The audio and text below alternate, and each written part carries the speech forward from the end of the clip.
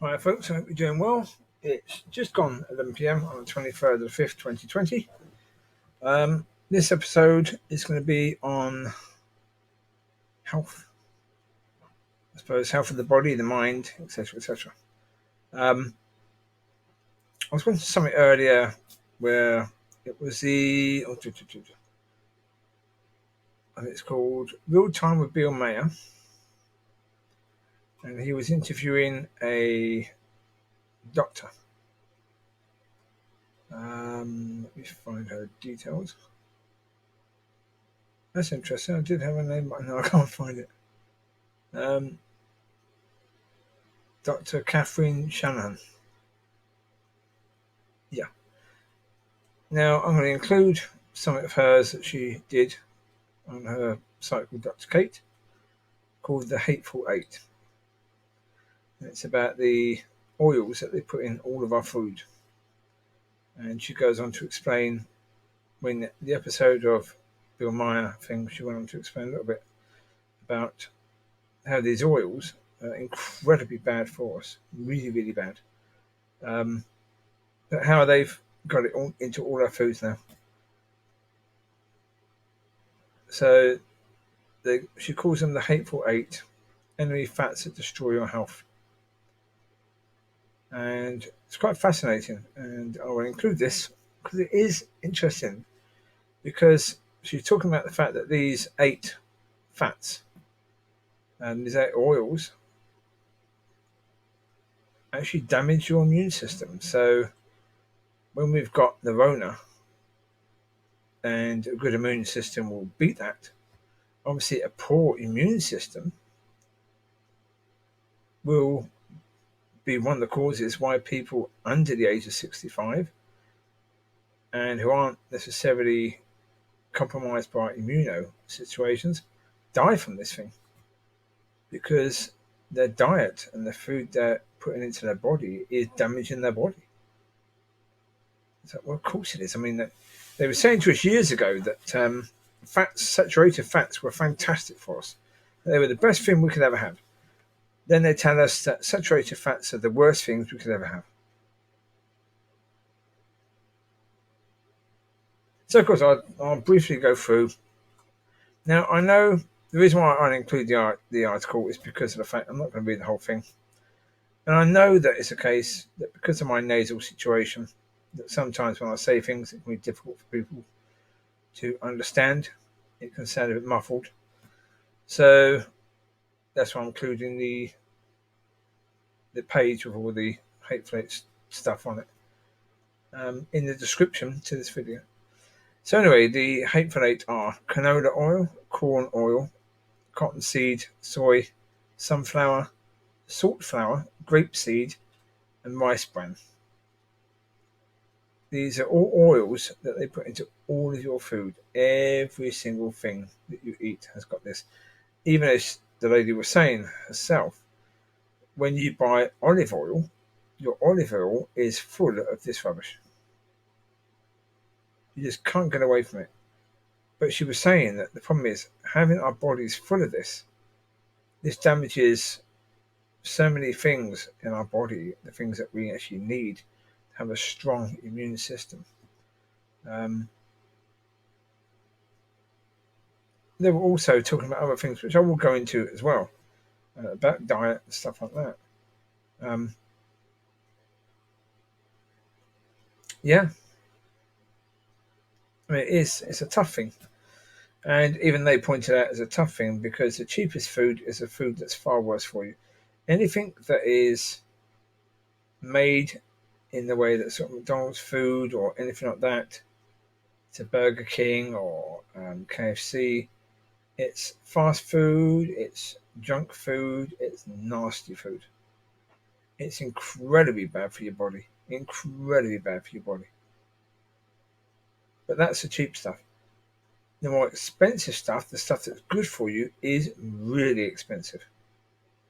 I mean, it's really. And the lady was saying another thing that's insane. There are fats that would be really, really good for us that they've actually now taken out of the food. Yeah, you buy yogurt. You can't get yogurt that isn't full fat. You can't buy full fat yogurt anymore. You can only buy no fat yogurt. But the problem is you need natural fat, because the natural fat is what we need in our body. Then we can stop eating the foods with all the fat in it because we're having enough natural fat. You don't need to eat all this crap. You need a certain amount of fat in your body. It's good for you. But you need real fat. Oh, the lady actually says here on her page, Friday the 22nd, when one of the few in big media wanted to talk about this relationship between diet and health, like a grown up, Bill Meyer invited me onto Real Time to share some truth. So there you go. She's talking about the program I saw on. So there you go. That brings it in full little circle there. So I'll include that in the description so you can have a read on it yourself and enjoy it. But it is quite interesting, and it's quite concerning the fact that governments around the world have been pushing this rubbish to be put on our food. It's not good. I mean, we don't know what mental impact this stuff has on you, but it's going to have a mental impact if your physical is not in balance, which it clearly won't be. Then your mental and emotional and even spiritual is going to be put in whack, because they all have an impact on each other. That's the way it works. Because our emotions are impacted by what we eat. We feel good about eating certain foods. We feel bad after eating certain foods. We can feel low. We can feel high. And obviously, if you've got oils that are full of toxins, which these oils are, because the way they're produced means that they're full to the brim of toxins, then obviously they're going to have an impact on our mental state and our emotional state, as well as our physical state. I mean, they could be the cause of a lot of people's depression, a lot of anxiety, even other issues that people have. So, yeah, all these things are worth looking at, and certainly, we need to look at getting sugar out of everything, because it's in every single blinking thing. Yeah, you may think if you cut biscuits out of your diet, you cut stuff like that out and cake, you'll be fine. But you have a couple of slices of bread in a sandwich, and you are consuming a ton of sugar. They put it in your bread. Crazy, isn't it? But they put that stuff in there to make you want more of it, to make you want more bread. That's why toast can taste so nice, because it's got a load of sugar in it. Now, when I go back years ago, we used to have sugar sandwiches. We don't need that anymore because they put sugar in the bread. Yes, you don't need sugar sandwiches. You're always going to have sugar sandwiches. So bread is an awful thing to have because it's so full of sugar. Things like pasta, full of sugar. Bread, full of sugar.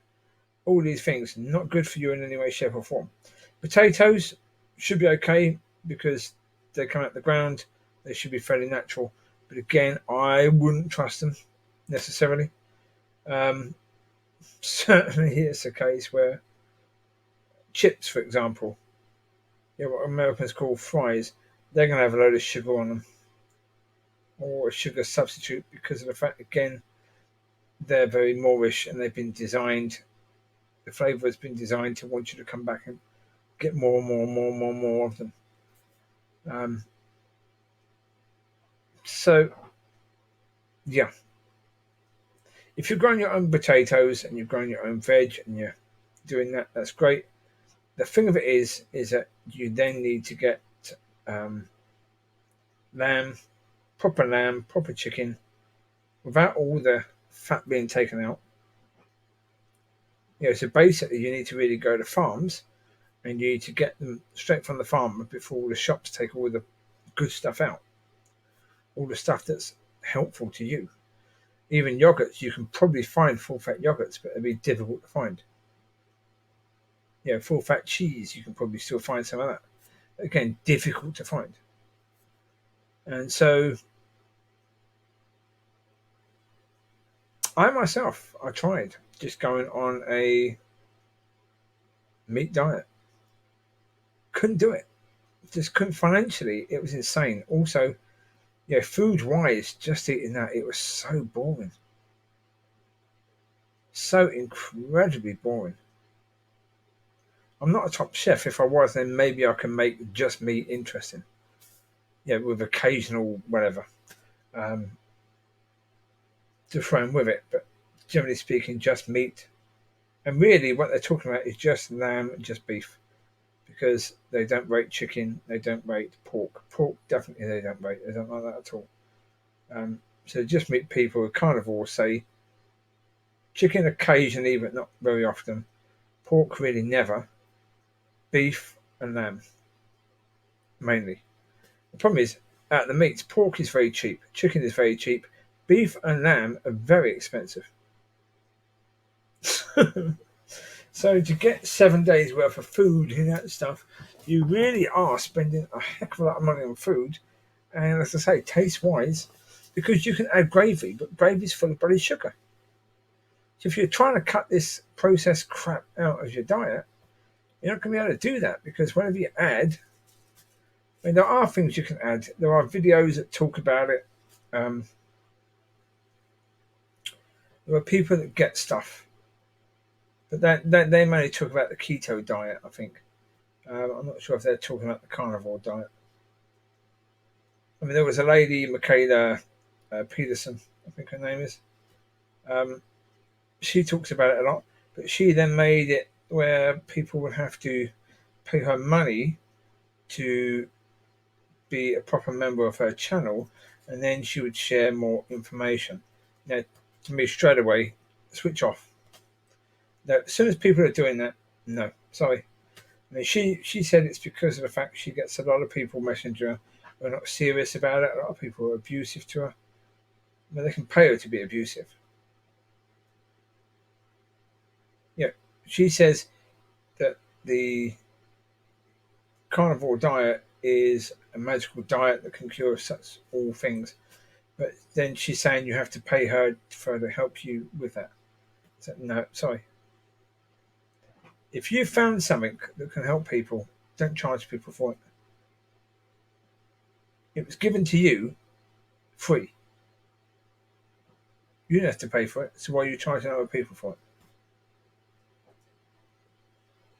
So all these people that write books and then put a price on the book. I started writing something years ago called Back to Christian Basics. And if that ever gets published, it'll be published online.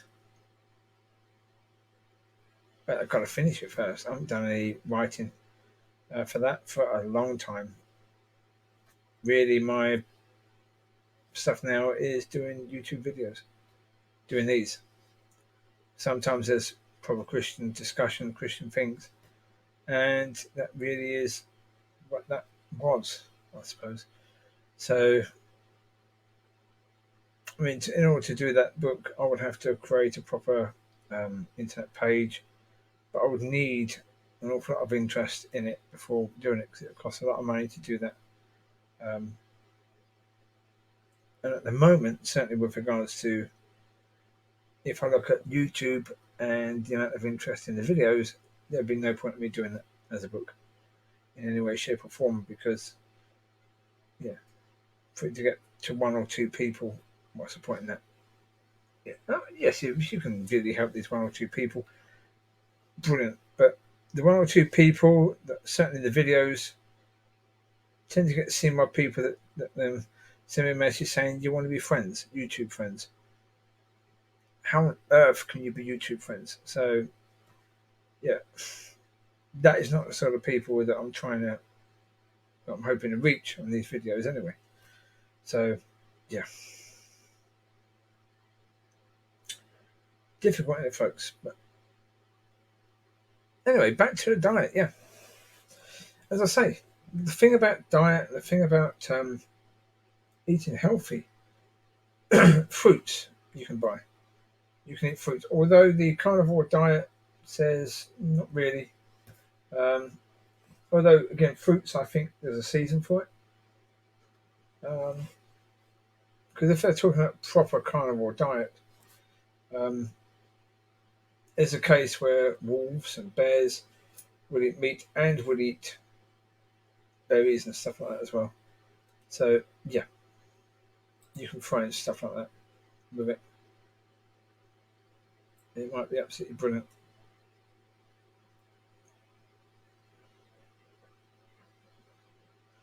So, yeah. But they were talking, oh, yeah. The Bill Maher thing. If I should try and access that episode, because it's a case of talking about things like in cholesterol and the fact that these oils actually lower your natural cholesterol. And if people are trying to deal with their cholesterol anyway, and then it's getting lowered by these things as well, that means the cholesterol in your body is too low. And that's a pretty serious situation that you need to address. What you'd eat to raise cholesterol, I wouldn't have a clue.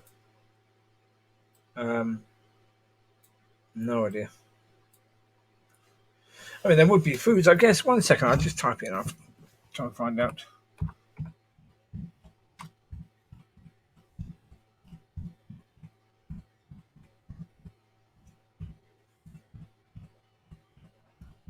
I haven't spelled it right.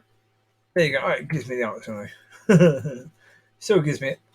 So, yeah, high in cholesterol is foods high in saturated fat, meat pies, sausages, fatty cuts of meat, butter, and then GHEE. I have no idea what that is. And lard, cream, hard cheeses, cakes and biscuits.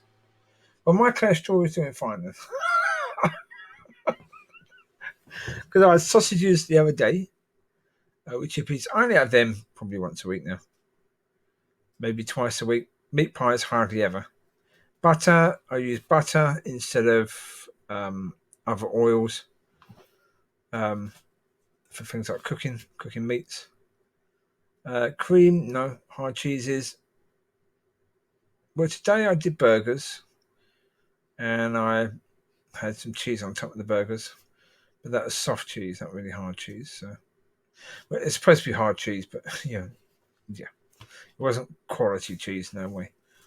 Foods containing coconut or palm oil. Now, I like coconut. Coconut's lovely. I used to eat the coconut biscuits, coconut rings. Oh, gorgeous. Absolutely gorgeous. So, yeah.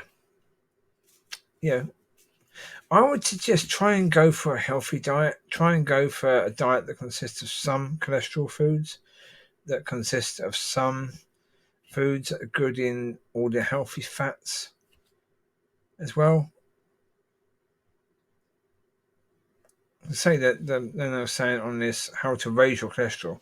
Most people in the UK eat too much saturated fat. Yeah. But then again, you told us to eat it years ago. You said it was the best thing we could do.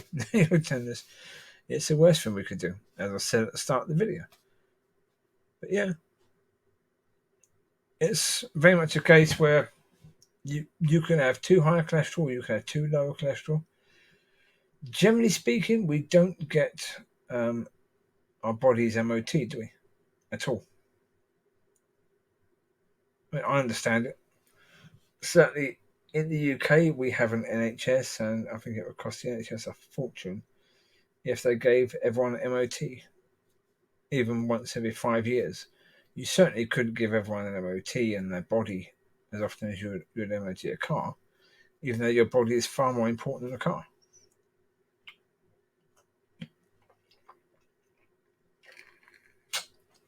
So I'm having a drink at the same time. But even recently, I had my license taken away because of a health condition where they say my body struggles in some ways, and therefore my ability to drive could be impacted. So your body could be a reason why you would crash as well as your car could. Now, if there was something in your car that could cause you to crash, that would fail an MOT. But the things in your body doesn't seem to matter within society too much. And I would think that would be far more important than what's going on a car. Because generally speaking, if you've got issues with your car, most issues with your car are simply going to cause you to break down. They're not going to cause you to crash. If you've got terrible brakes and your brakes suddenly fail, then yes, you could crash. But most people, if they understand, if they pass the test to drive, then they know that if they're driving quite fast, just come down the gears. And then you will slow down to the point of stop.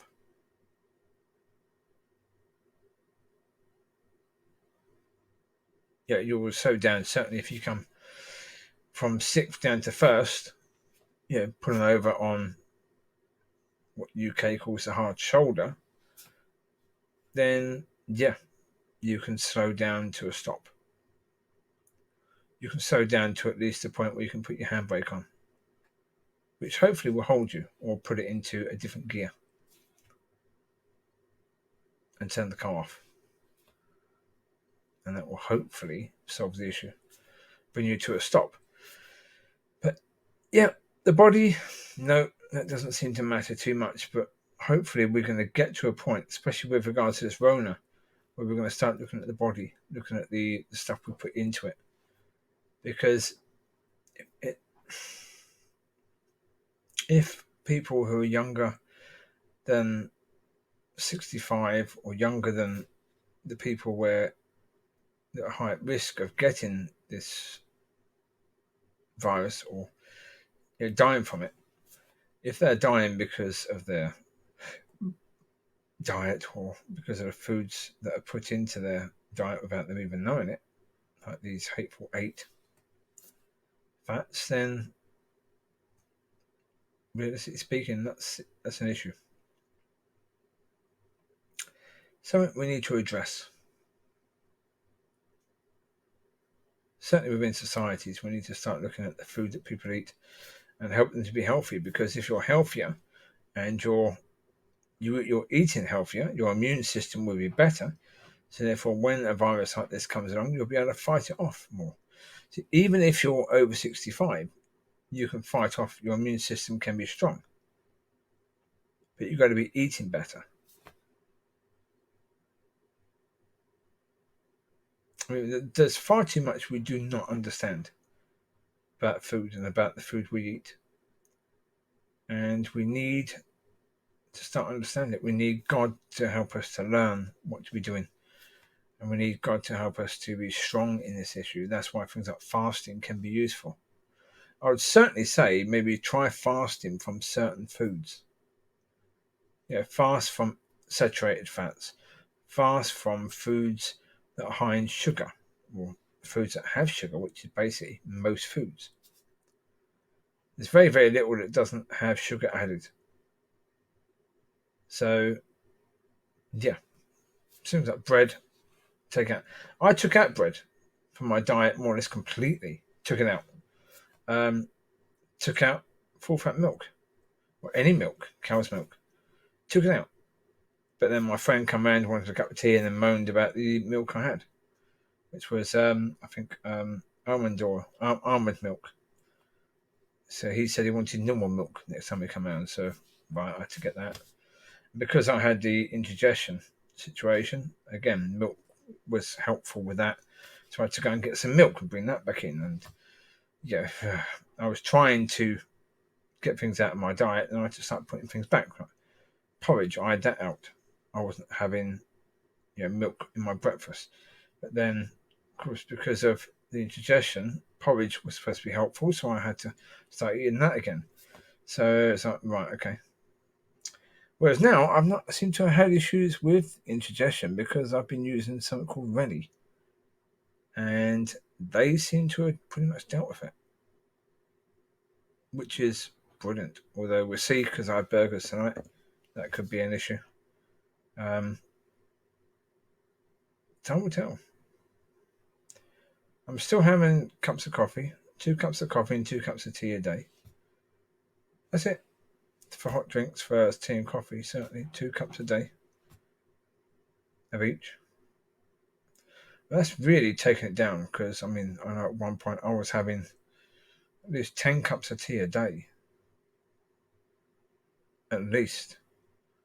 I think more. Probably about 20 cups of tea a day, but probably about every half an hour I was having a cup of tea. So I've cut that down considerably now, which is good. That is good. Because obviously caffeine is not good for helping you to go to sleep at night. So cutting that down is a good thing. So be aware of what you're putting into your body. Yeah, so as I said, started talking about fasting. Try fasting certain things. See how your body reacts to it. But do long fasts of 30 things. So, a month without certain types of food. See how your body reacts to that. Because you may find that certain issues you have just go. Things like depression and aches and pains and stuff like that may just go because you've taken certain fats or sugars or oils out of your diet, and all of a sudden your body is more in balance. So give that a go, because fasting food, you don't have to necessarily have no food. You can fast just certain foods. So try that. Fasting is difficult. Fasting is not easy, and fasting for a long period of time is difficult. So learn. Teach yourself to fast by fasting certain foods. And do that as a way of learning about your body. Learning about what your body needs and what your body doesn't need.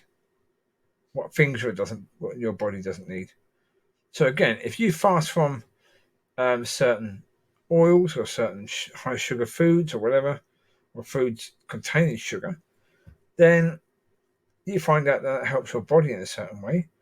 Then you can gently try adding a few things back occasionally to see if those things are okay if you add back. But just be aware that you could have adverse effects if you add certain things back, and they were the things that were causing the problems in the first place.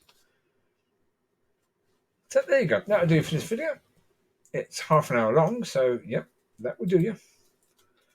There's a lot of things there to think about. Certainly, as I say, with regards to our bodies and what we're putting into them, we need to learn a lot.